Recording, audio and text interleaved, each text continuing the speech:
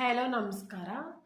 ಕೃಷ್ಣನ ವಾಣಿಯೊಂದಿಗೆ ಅರಿವಿಲ್ಲದೆ ಎಂತೆಂತಹ ಯೋಚನೆಗಳು ಮನಸ್ಸನ್ನು ಚಂಚಲಗೊಳಿಸುತ್ತವೆ. ಮನಸ್ಸಿನ ಇದೇ ಅಯೋಗ್ಯ ಸ್ಥಿತಿಯಿಂದ ನಮಗೆ ಜ್ಞಾನ ಪ್ರಾಪ್ತಿಯಾಗುವುದಿಲ್ಲ.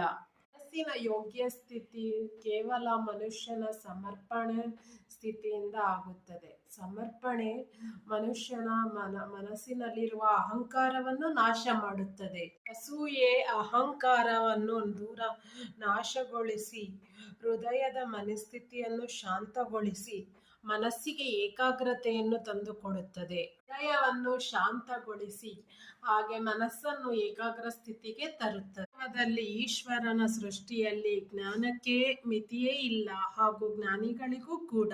ಗುರು ದತ್ತಾತ್ರೇಯರು ಗೋವುಗಳು ಮತ್ತು ಶ್ವಾನಗಳಿಂದಲೂ ಜ್ಞಾನವನ್ನು ಸಂಪಾದಿಸಿದ್ದರು.